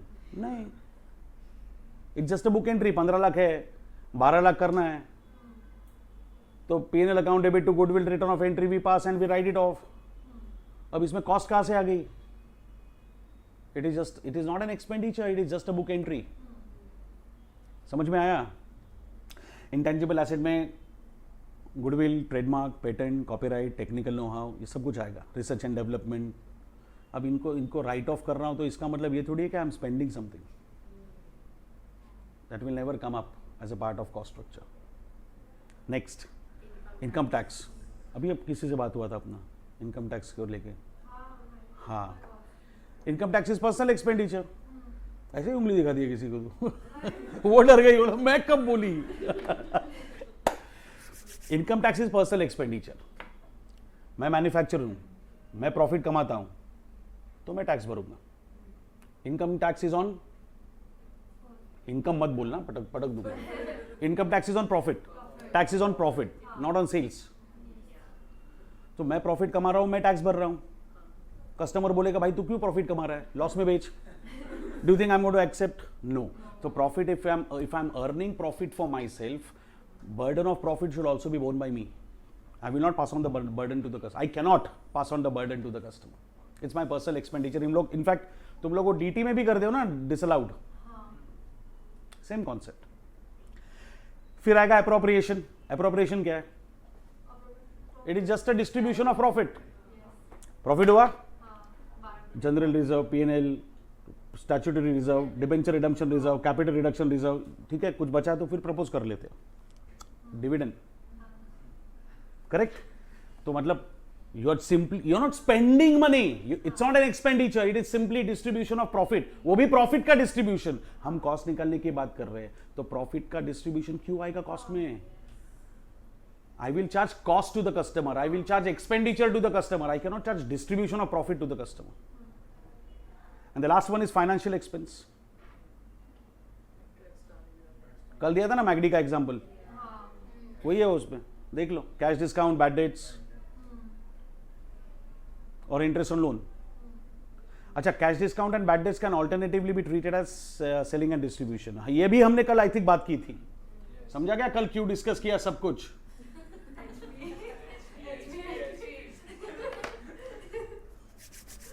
ये समझा? Interest on loan, do you think it is long lasting? No. Long term हो सकता है loan. Long term and long lasting are two different terms. Long term मतलब for a longer period of time. Long lasting मतलब till you last long, till the time you are alive. Loan रख, मरने के बाद हम लोग देख लेंगे क्या बेच के निकालें. ऐसा थोड़ी होता है यार. You go to the bank, the second question bank will ask you is tenure, कितने साल के लिए चाहिए. Second question, first is amount. पहले अमाउंट पूछेंगे, फिर पूछेंगे कितने साल के लिए, बस 10 साल के लिए. Accordingly your EMI will be decided. Now just imagine, if the loan is not permanent, the loan is not long lasting, how can interest be long lasting? Someday it will be over. Secondly, is it common? Those who have own funds, they will not go for loan funds. Those who don't have own funds will go for loan funds. Those who are going for loan funds will pay interest. अगर वो interest add करने लगे तो cost of their product will be more than competitors' product. They will be any which way kicked out of the market. You can't charge financial expenses to the customer. It's your problem. Cash discount and bad debts का भी हमने discussion कर दिया है कल. तो cash discount and bad debts का एक ऑल्टरनेट ट्रीटमेंट है. Cash discount can be taken as selling and distribution because it is an outcome of cash sales, and bad debts is an outcome of credit sales. तो वो भी ले सकते हैं, पर हम लोग लेंगे नहीं. ये भी हमने डिस्कस किया है because we want to keep the cost less. As a manufacturer, as a student, we don't want to additions. क्यों ऐड करना है यार जब मार्क्स सेम मिलने वाले. Will ignore. But that is not the real reason. The real reason is, so that was about items of finance not in costing. अब ऐसा भी होता है कि कॉस्टिंग में आता है लेकिन फाइनेंस में आता है. कल ही बताया था नोशनल कॉस्ट, कल बताया था नोशनल कॉस्ट. नोशनल कॉस्ट क्या है? Just to maintain the cost structure you add. If you are adding it just to maintain the cost structure, that will happen only in costing, not in finance. तो finance में नहीं आ रहा है, costing में आ रहा है, तो डिफरेंस तो आएगा ही ना प्रॉफिट में. और तीसरा आइटम है, दोनों में आता है, कॉस्टिंग में भी फाइनेंस में भी. What is it? Overheads. Costing में हम लोग एब्जॉर्ब करते और फाइनेंस में तो एक्चुअल लिखते. उनके पास एब्जॉर्प्शन का रिवाज ही नहीं है. हम एक्चुअल भी लिखते, एब्जॉर्ब भी लिखते, इनफैक्ट एब्जॉर्ब लिखते, फिर एक्चुअल लिख के कंपेयर करके एडजस्ट कर लेते हैं अंडर ओवर एब्जॉर्प्शन. तो we believe in absorption, they believe in actual, तो अलग अलग हो सकता है. डेप्रिसिएशन, फाइनेंस वाला SLM फॉलो करेगा, कॉस्टिंग वाला WDV फॉलो करेगा, रिटर्न डाउन वैल्यू WDV रे. तो फर्स्ट ईयर में डेप्रिसिएशन सेम होगा लेकिन सेकेंड ईयर से डेप्रिसिएशन की वैल्यू चेंज होगी. सिंपल. स्टॉक होगा, वो फाइनेंस वाले क्या करते हैं, कॉस्ट और market price whichever is less, है ना. बड़े ज्ञानी लोग हैं. कॉस्ट 10,000, मार्केट वैल्यू 8,000, बड़े कंजर्वेटिज्म की बातें करते हैं. इन्वेस्टर आएगा, उसको लगेगा 10,000 रिकवर होने वाला है, पर मार्केट से तो असल में रिकवर हो रहा है सिर्फ 8,000. How can you show 10? Please show 8. Investor को पता चलना चाहिए असली औकात क्या है. ठीक है, करेक्ट, 100% करेक्ट. लेकिन जब 18 होती है तब, अब तो असली औकात 18,000 की है, अब चार्ज करने दे मेरे को 18,000. बेटा तूने खर्चा किया क्या इतना? जब खर्चा 10,000 करता है तो 18 क्यों चार्ज करता है? ये लॉजिक है फाइनेंस में. कॉस्टिंग वाला बोलता है तेल बेचने का मार्केट, तेल बेचने के फाइनेंशियल अकाउंटेंट, भाई जेब से 10,000 गया, पैसा निकाल. कल ही डिस्कस किया था cost of production. Current years cost is what I need, current years cost is what I know. मुझे मार्केट से कोई लेना देना नहीं है. अब सोचो, कॉस्टिंग में कॉस्ट पे आया और फाइनेंस में अगर मार्केट वैल्यू पे आया तो डिफरेंस तो आ ही सकता है. मतलब आइटम्स होते दोनों में हैं पर अलग अलग वैल्यू पे. तो that is a reason why there can be a difference between profit as per cost records and profit as per, समझा? तो फिर कैसे करें? एग्जाम्पल ले लेते हैं.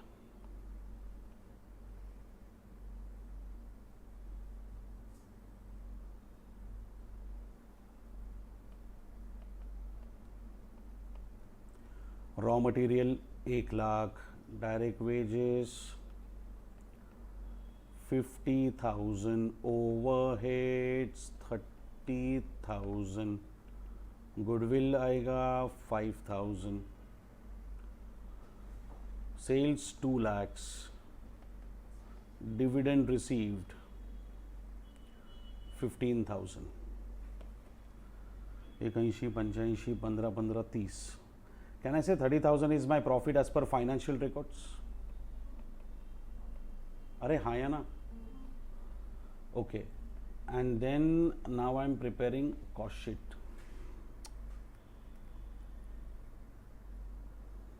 Now I am preparing cost sheet. अब जनरली मेरी बात सुनो, raw material consume, direct labour और सेल्स में फ़र्क नहीं होता. अगर क्वेश्चन में दिया तो ले लो. Raw material consume 1 lakh, direct labour 60, overheads 25, 1,85,000.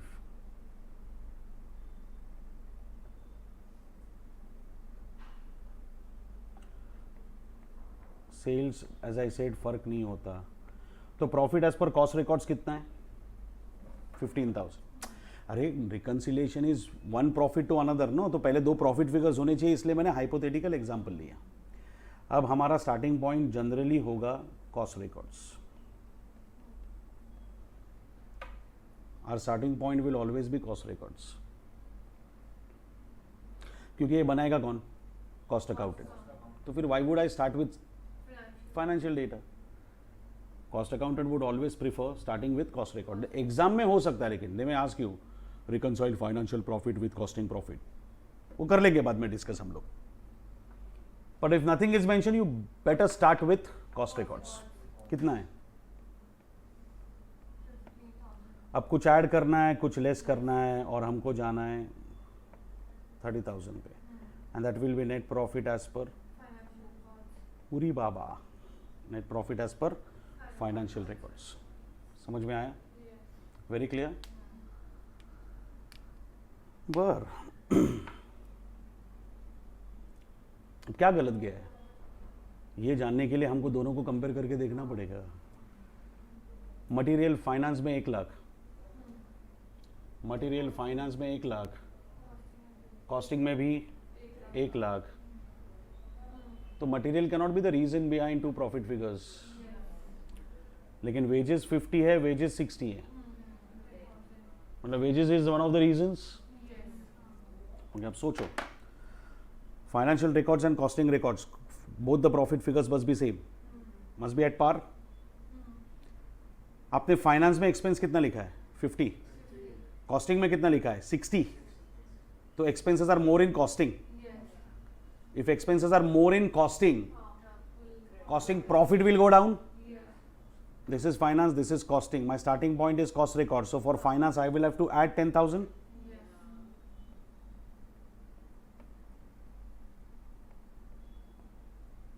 बराबर. Overheads 30, overheads 25. Financial profit, costing profit must be at par. मैंने फाइनेंस में कितना लिखा है प्रॉफिट? ओवरहेड 30. कॉस्टिंग में expenses are more in finance this time by 5,000. तो financial profit will go down. Starting point क्या है? तो फाइनेंस में जाने के लिए माइनस करना पड़ेगा.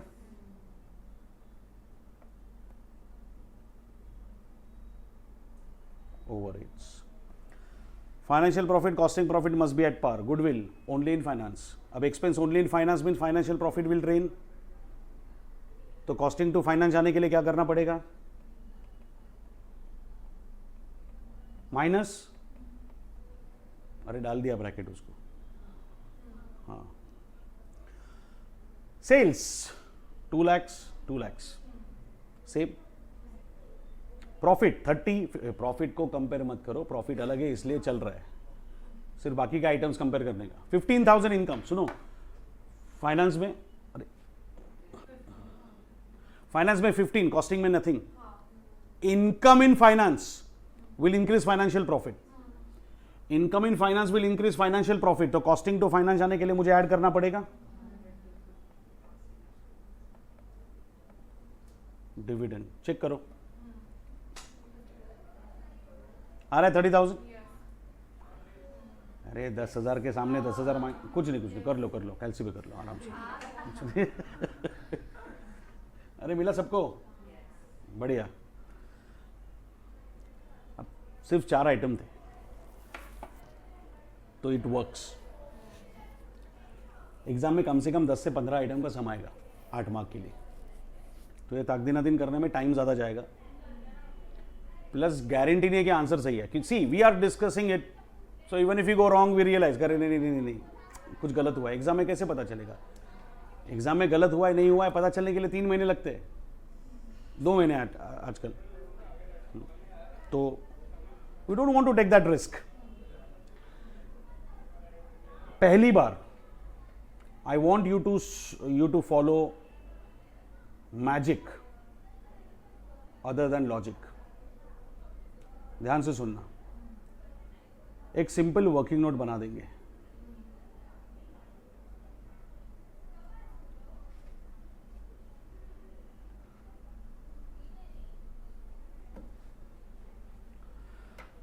अपना स्टार्टिंग पॉइंट क्या था? ओके, तो कॉस्टिंग पहले लिखा मैंने, फिर फाइनेंस लिखा, then I will write difference and then I will write effect.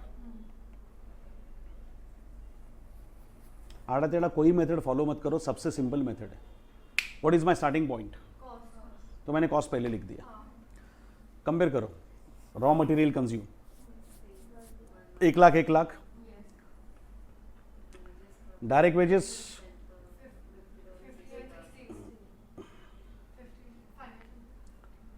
60, costing में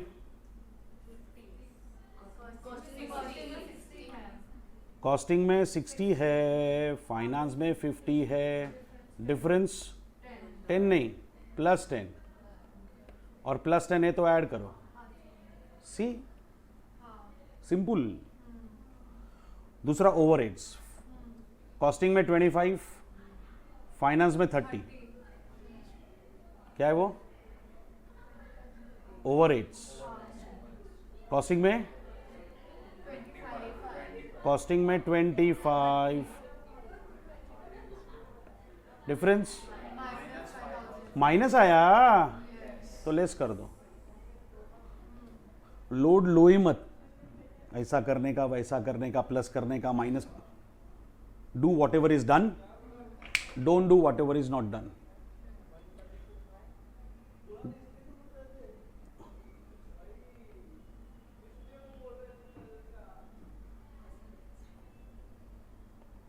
गुडविल कॉस्टिंग में नहीं लिखा है लेकिन फाइनेंस में लिखा है, difference is -5। Oh my god, oh my god, oh my god, 5000। समझा? सिर्फ एक चीज याद रखना, जब क्रेडिट आइटम आता है ना तो you will have to reverse the treatment. जैसे डिविडेंड 15,000 का फाइनेंस में है, do whatever is done, dash in costing, 15,000 in finance. My answer is -15, लेकिन क्रेडिट आइटम होने की वजह से will have to reverse the treatment. Only for credit item you reverse the treatment, your work is done. कोई भी question कभी भी solve कर सकते हैं, कोई भी क्वेश्चन कभी भी सॉल्व कर सकते हैं। और सबसे पहले वर्किंग नोट बना लेने का, उसका एडवांटेज क्या होता है पता है? You can verify your answer before you even start with reconciliation statement. कैलसी लो, अब मेरी बात को ध्यान से सुनना। रिकंसिलिएशन रेहान एटलीस्ट 7 to 8 मार्क्स के लिए आएगा ही आएगा, शायद। अब तक तो आ रहा है, थोड़ा तो डिस्क्लेमर रखना पड़ेगा ना। डेटॉल भी 99% देता है। एवरी अटेम्प्ट में अब तक 7 to 8 मार्क्स का आया ही है, और एक ही क्वेश्चन आता है। नहीं मतलब एक ही क्वेश्चन रिपीट होता है, अमाउंट बदलती है। only reconciliation. They will directly give factory overhead under absorb, office overhead over absorb, investment in this, depreciation in finance, depreciation. Literally, they give you items. You have just supposed to follow the rule. Do whatever is done. Don't do whatever is not done. Working note में डाल दो, answer आ जाएगा. अच्छा, कैलसी लो. Starting point क्या था अपना? Costing profit कितना है? 15,000. ले लो कैलसी पे. अच्छा, मैं क्या बोलता हूँ, सुनो मेरी बात. ऐड आइटम्स ऐड करने, लेस आइटम लेस, लेकिन साइंस पे मत जाओ, वर्ड्स पे जाओ. तुम लोग का प्रॉब्लम ये है कि तुम लोग साइन पे जाते हो और फंसते हो बाद में. Never go by signs, signs are deceptive. ये इधर देखो, तुम लोग को समझेगा मैं क्या बोल रहा हूँ. साइन माइनस है लेकिन करना ऐड है.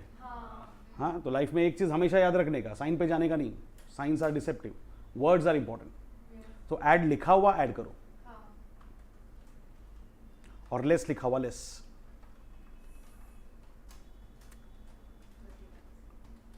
आ गया 30,000. मतलब इसी स्टेज पे आपको पता चलता है that your calculation is right. So at least you make sure that your reconciliation is neat and clean. दूसरा एडवांटेज जो हम BRS में फंसते थे, आधा पेज ऐड आधा पेज लेस, और अपनी किस्मत इतनी खराब कि ऐड आइटम्स हमेशा 2-3 ज्यादा ही होते थे. फिर वो बीच बीच में ठूस ठूस के लेस से पहले हम लोग लिखते थे. ये सब कुछ यहाँ पे होगा ही नहीं, because you will have complete information के ऐड के 5 आइटम्स है, तो पहले ऐड आइटम्स खत्म करो. Take the total, then you start with less items. At least your reconciliation statement will be neat and clean, and that is very important. समझा ये? अच्छा, reconciliation में करते क्या हो आप लोग? सर 5,000 के माइनस क्यों जबकि 15,000 इज प्लस.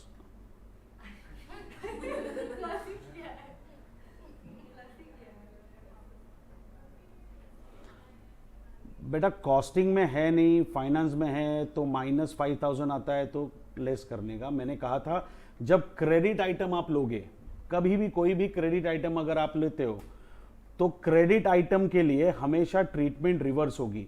मतलब माइनस अगर आंसर आ रहा है तो डिफरेंस विल बी एडेड, और पॉजिटिव अगर आंसर आ रहा है तो difference will be subtracted. Rehan बेटा समझा? नहीं, वो तेरी गलती नहीं, टू बी वेरी ऑनेस्ट गलती मेरी है, क्योंकि वो क्रेडिट बराबर से दिख नहीं रहा है. सो नाइस ऑफ यू, तू बोलता है कि तूने नहीं देखा, वो देखने लायक था ही नहीं, गलती मेरी है, तो इट इज क्रेडिट. आगे बढ़े. या अभी अगर फाइनेंस से स्टार्ट करने को बोला तो कुछ फर्क नहीं पड़ता, प्लस का माइनस, माइनस का plus. Starting point will be 30, पहुंचना कहां पे? 15.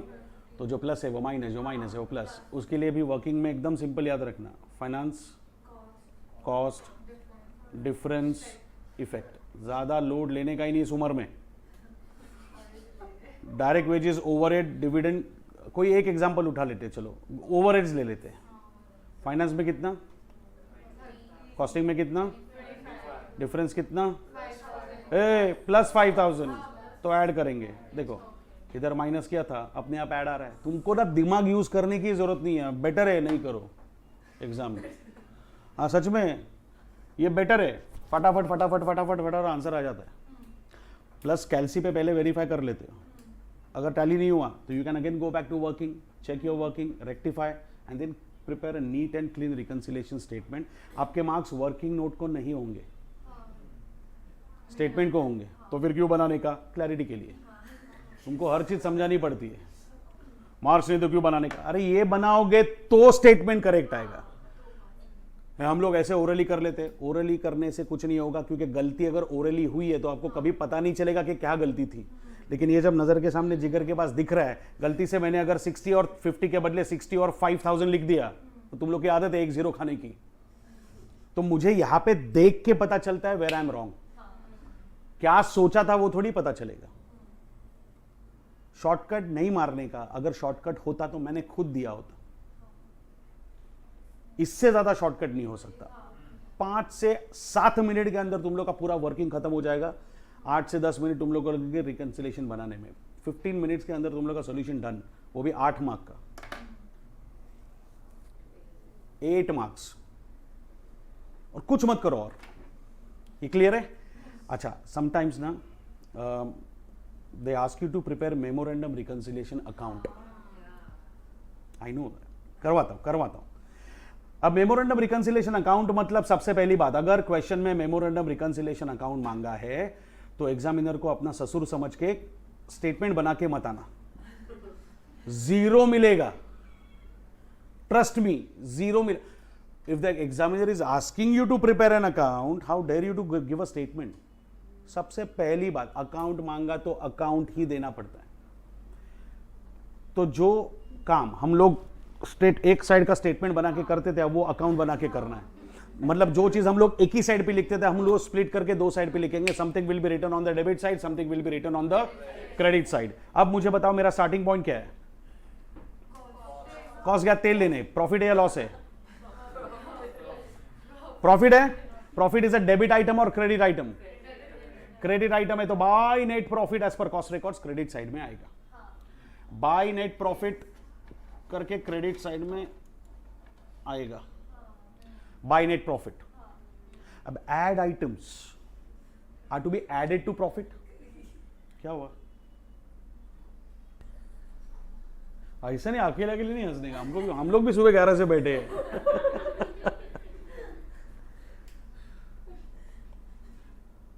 बोल बोल बोल. Okay, am I going too fast?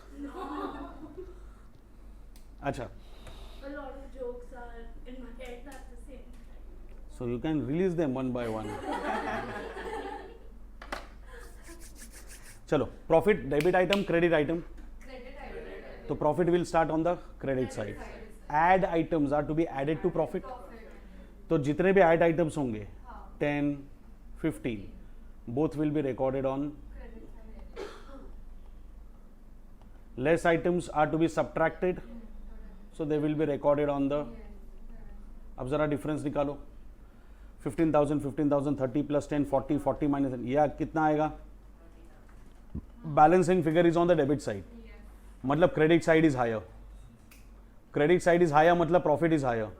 अरे तो this is net profit as per financial records. सोच के देखो, ग्रॉस प्रॉफिट कहाँ पे जनरेट होता था? सीडी किधर मिलती थी? ग्रॉस प्रॉफिट सीडी मतलब जीपीसीडी डेबिट में. Net profit carried down debit में. अबे क्रेडिट हेवी होगी तो डेबिट में डिफरेंस मिलेगा. इधर क्रेडिट हेवी है, डेबिट में डिफरेंस मिला, डेबिट में डिफरेंस मिला तो वो भी प्रॉफिट ही है. समझा? ये क्लियर है यहां तक? मेमोरेंडम अकाउंट में एक चीज याद रखना, प्रॉफिट से स्टार्ट करना है तो क्रेडिट साइड पे स्टार्ट करो. ऐड आइटम्स क्रेडिट में लिखो, लेस आइटम्स डेबिट में लिखो, खत्म कर देना खेल. बात समझ में आई? मेमोरेंडम अकाउंट में कोई डाउट?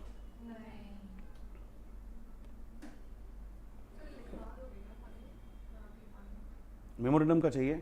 वो मैं भेज देता हूँ. फिर you send me the list of what you need. मैं सब ग्रुप पे भिजवा देता हूँ, क्योंकि लिखने में फिर टाइम जाएगा. मुझे लॉस टू लॉस भी करवाना है. Loss to loss. अरे हम लोग ने अभी प्रॉफिट टू प्रॉफिट किया ना, वैसे भी लॉस टू लॉस भी करते हैं. सब हो सकता है, बट प्रॉफिट तो हम लोग हैंडल कर लिया ना. अभी लॉस टू लॉस करते हैं. अब सुनो, अगर आपको लॉस टू लॉस जाना है तो कोई चेंज नहीं होगा सिवाय स्टार्टिंग पॉइंट के. Instead of starting with a positive figure, start with a negative figure. That's it, nothing else will change. सो -10 -10 + 10 -10, तो ये 5,000 आएगा प्रॉफिट. चेक कर लो, आ गया लॉस टू प्रॉफिट. ठीक है? अगर प्रॉफिट से स्टार्ट करना है तो start with a positive figure, अगर लॉस से स्टार्ट करना है तो start with a negative figure. बाकी ऐड करने का तरीका, लेस करने का तरीका, स्टेटमेंट सब कुछ सेम. नाउ इन सब कुछ सेम. प्रॉफिट से स्टार्ट करना है, start with a positive figure. Loss से स्टार्ट करना है, just start with a negative figure. बाकी सब कुछ सेम होगा. Working will remain same, statements will remain same, reasoning will remain same, add करने का तरीका, लेस करने का तरीका, सब कुछ सेम. अब अगर इसका अकाउंट बनाना पड़ा तो मुझे बताओ, स्टार्टिंग पॉइंट में प्रॉफिट है या लॉस है? Loss is a debit item. Net loss as per cost records, debit side. Add items हमने पहले भी डिस्कस किया था, हमेशा क्रेडिट। लेस आइटम्स हमेशा डेबिट। 15,25 देख लो, 5,000 का डिफरेंस यहाँ पे आ रहा है। तो बैलेंसिंग फिगर अगर डेबिट में आती है तो profit as per the other books of accounts. अगर लॉस होता तो बैलेंसिंग फिगर यहाँ पे जनरेट होती है, लॉस। जो नहीं, क्रेडिट में बैलेंस आता तो लॉस लिखते हैं हम लोग पीएनएल में। तो हमने प्रॉफिट टू प्रॉफिट डिस्कस किया, लॉस टू प्रॉफिट डिस्कस किया, दोनों को अकाउंट में कैसे करना है वो डिस्कस किया, प्लस हमने फाइनेंस टू कॉस्टिंग भी डिस्कस कर लिया। अब सबसे इंपॉर्टेंट चीज, रिकंसिलिएशन स्टेटमेंट में you will not be given marks to tally to profit figures, you will be given marks if you write reasons properly. अंदर जो स्टेटमेंट्स लिखते हो ना वो राइट होने चाहिए, इसीलिए you have to use specific terms.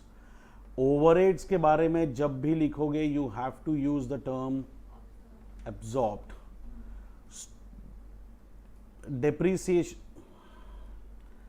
Depreciation के बारे में जब भी लिखोगे you have to use the term charged. Stock के बारे में जब भी लिखोगे you will have to use the term valued. और बाकी कोई भी आइटम आने दो, recorded. Material recorded, labour recorded, direct expense recorded, sales recorded. अभी बाकी है नहीं, ओवरहेड्स देखो।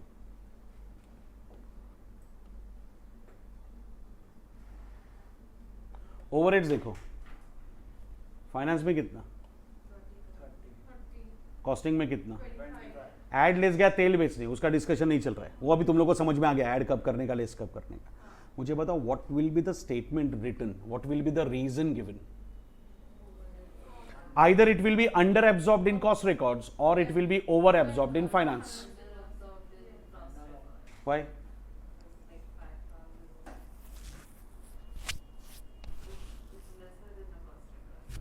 So we can write now over absorbed in finance. That is also right. No, that is not right because there is nothing called as absorption in finance. Absorption happens only in. आपको समझ में आ रहा है? अच्छा, what if I would have started with financial records? Net profit as per financial records से start किया, तो फिर क्या लिखते? 25 and 30 के लिए. Still it will be under absorbed in cost records. Doesn't matter what your starting point is. Absorption happens in costing only, no बाबू. क्या कर रहे हो यार? Do you think absorption is possible in finance just because you are starting with finance? No. अब जो कह रहा हूं उसको अच्छे से याद रखना. प्रॉफिट हो या लॉस हो, फाइनेंस हो या कॉस्ट हो, रीजनिंग हमेशा कॉस्टिंग पर्सपेक्टिव से आएगा because it doesn't matter who prepares it. I mean it doesn't matter what the starting point is. Who is preparing this? So why would he blame others? He will always write what he has done, because he want to claim that he has done this. That's why his profit is not tallying with financial profit. Yes. So whether you start with profit or you start with a loss, whether you start with finance or you start with a cost, doesn't matter. परवाइले your statements will always be from costing perspective. Costing में ज़्यादा तो over, costing में कम तो under. Costing में ज़्यादा तो over, costing में कम तो ओवरहेड्स है तो absorb. So this will be under absorbed in cost records. अगर ये स्टॉक होता तो मैं लिखता under valued in cost records. अगर ये डेप्रिसिएशन होगा तो ओवर चार्ज्ड इन कॉस्ट रिकॉर्ड्स. लेकिन ये तो है वेजेस, तो over recorded in cost records. Profit हो या लॉस हो, फाइनेंस हो या कॉस्ट हो, doesn't matter. Statement will always B from costing perspective. You simply mention what has happened in cost records. You are not supposed to write what has happened in finance. It's not your responsibility. Neither anyone has asked you to do that. सबसे ज़्यादा marks, सबसे ज़्यादा क्या, in fact इसी के लिए marks available होंगे. Just because your working is right, just because your reconciliation statement is right, you won't get full marks. क्योंकि तुम लोग ऐसा reconciliation बना के आओगे तो क्या ही समझेगा. What is reconciliation statement? It's a systematic statement prepared by a cost accountant to give reasons. These are the reasons you are giving. Why there is a difference between costing and financial profit, direct wages, overheads, goodwill, dividend. We can't even understand what has happened. Just recollect bank reconciliation statement, how neat and clean it was, how informative it was. Check, deposited, not cleared. Non-commerce background वाला भी समझ में आएगा साला difference क्यों है. और हमारे इधर चार्टर्ड को भी समझेगा नहीं हुआ क्या है. So you have to write proper sentences. Overheads आया तो आइदर अंडर एब्जॉर्ब्ड और over absorbed, but in whose perspective is to be followed? Costing. Depreciation आया either under charge or over charge from costing perspective. Stock either overvalued or undervalued as per cost records. Costing में ज्यादा है overvalued, costing में कम है undervalued. और बाकी material labour आया तो हाँ. लेकिन एक बात बताओ, ये गुडविल और डिविडेंड का, अबे गुडविल और डिविडेंड का क्या लिखोगे? Ignored in cost records. मैंने क्या बोला, कॉस्टिंग में क्या किया वो लिख दो. ज्यादा लिखा तो ओवर, कम लिखा तो हाँ कि नहीं, अंडर. हाँ, ज्यादा लिखा तो ओवर, कम लिखा तो अंडर. ओवरहेड्स है तो एब्जॉर्ब्ड, एब्जॉर्ब्ड. स्टॉक है तो depreciation, material recorded, dividend ignored in cost records. That's your reconciliation.